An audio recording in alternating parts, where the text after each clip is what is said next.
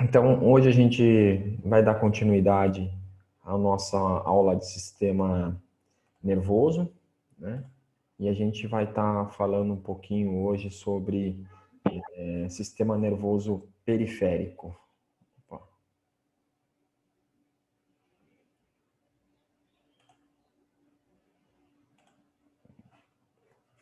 Tá, então, a nossa aula hoje é praticamente a continuação da aula passada, tá? Onde a gente viu o onde nós vimos a medula espinal, que faz parte do sistema nervoso central, e hoje a gente vai dar continuação aqui, né, falando um pouquinho do sistema nervoso periférico. Então, só para a gente entender, né, para que vocês não fiquem perdidos, né, e perdidas em relação ao nosso estudo, então a gente começou na primeira aula, que a gente fez a divisão do sistema nervoso, e aí embriologicamente, etiologicamente e também anatomicamente, e a gente dividiu o nosso sistema nervoso em sistema nervoso central e sistema nervoso periférico. Na aula passada, a gente teve essa aula aqui, ó, sobre medula espinal, tá? Então, tudo que está ticado aqui em verde é porque nós já estudamos, tudo bem? E na aula de hoje, a gente vai estar observando os nervos, certo? Quais nervos? Os nervos espinais, que estão relacionados com a medula espinal, com a coluna vertebral, a formação daquele nervo que a gente até começou a falar na aula de ontem, né? Além disso, a gente vai falar sobre os gânglios e também as terminações nervosas, tá? Então, a nossa aula de hoje, ela vai ser dividida dessa forma, tudo bem? Então, a gente vai falar dos nervos espinais, né, e como eles se formam, né, o nome desses nervos, as suas formações, né, e os plexos, e vamos estar falando dos gânglios e das terminações nervosas.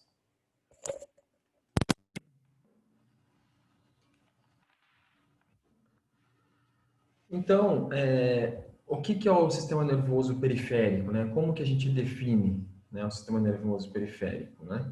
Ele vai ser formado, como eu já falei para vocês, por nervos, gânglios e terminações nervosas, né? Possuem diferenças que já foram explicadas nas aulas anteriores entre o sistema nervoso central e periférico, como, por exemplo, a formação sendo formado por axônios, né, por fibras de axônios ou por dendritos, mas principalmente por axônios dos corpos de neurônios, né? E lembrem-se que esses axônios vão formar fibras nervosas que vão se unir formando os feixes nervosos, né, que vão se unir formando os nervos, né? Outra diferença é em relação ao tipo de mielina, né, que está no sistema nervoso periférico, comparado com o sistema nervoso central, né? Então, a gente vai ter no sistema nervoso periférico as fibras de mielina, né, as bainhas de Schwann, né? Ao passo que no sistema nervoso central a gente vai ter os oligodrócitos, né, fazendo essa mielina. Outra diferença que a gente vai ter no sistema nervoso central e periférico, né, é que no sistema nervoso periférico há a possibilidade de regeneração, né, como eu acabei de explicar para a colega, né, dos axônios, né, ao passo que no sistema nervoso central, né, a gente não vai ter esses axônios conseguindo fazer a sua regeneração. Outra diferença importante, né, é em relação às regiões onde se encontram os corpos de neurônios, né? Então, no sistema nervoso central, né, esses corpos de neurônios, eles se encontram numa região que a gente chama de núcleo, né?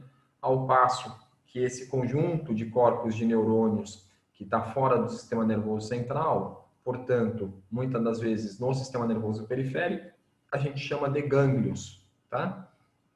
A gente vai encontrar também esses gânglios, que são esses corpos de neurônios, no nosso sistema nervoso autônomo, tudo bem? Então, aí não é uma característica apenas do sistema nervoso periférico. E a gente pode ver que, como característica geral do sistema nervoso periférico, né, ele vai formar tanto os nervos espinais, né, quanto os nervos cranianos, tá? E esses nervos, eles podem ser sensitivos, motores ou quando é os dois, né, que são os mistos, né? Então, a maioria, a grande maioria, né, dos nervos são mistos, tá? Nos nervos espinais, todos são mistos, tá bom? Nos nervos cranianos, que a gente vai ter 12 pares de nervos cranianos, aí sim pode ocorrer essa divisão, né? A gente pode ter, por exemplo, um nervo que ele é só motor, a gente pode ter um nervo que ele é só sensitivo, né?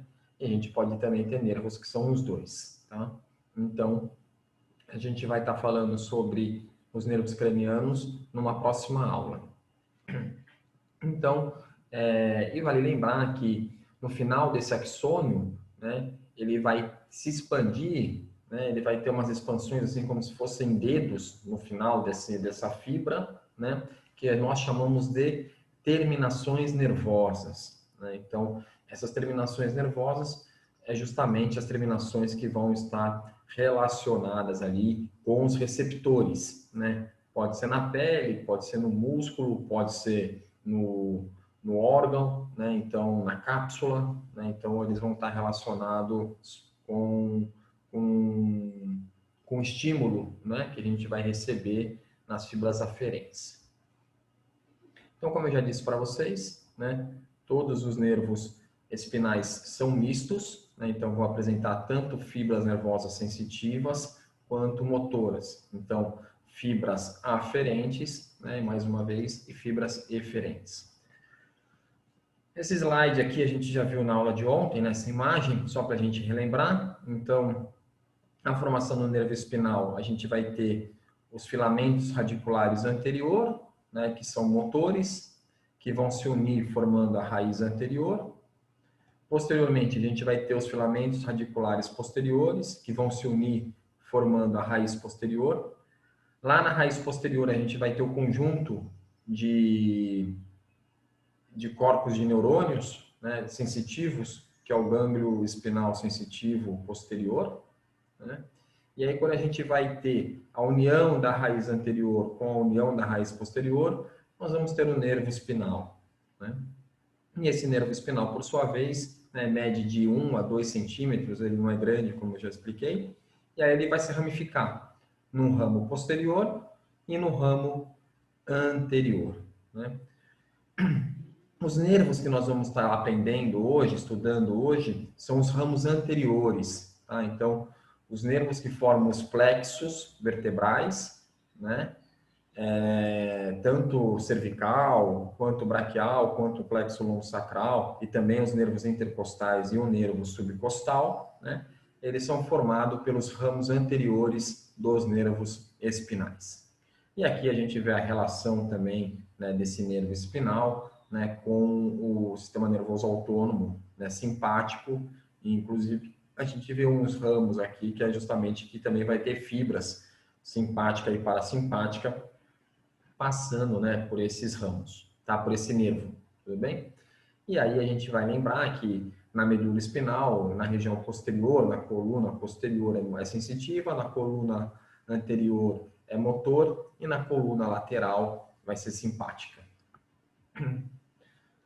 Então, quando a gente pensa em neurônios e sinapses, eu não vou me atentar muito a isso, porque vocês vão ter aula, né, principalmente na fisiologia, na neurofisiologia, sobre sinapses, dos tipos de sinapses, né, se ela é química, se ela é física, né, como que ocorre, né, mas o que eu quero que vocês notem, né, vocês vão ver como que ocorre o potencial de ação,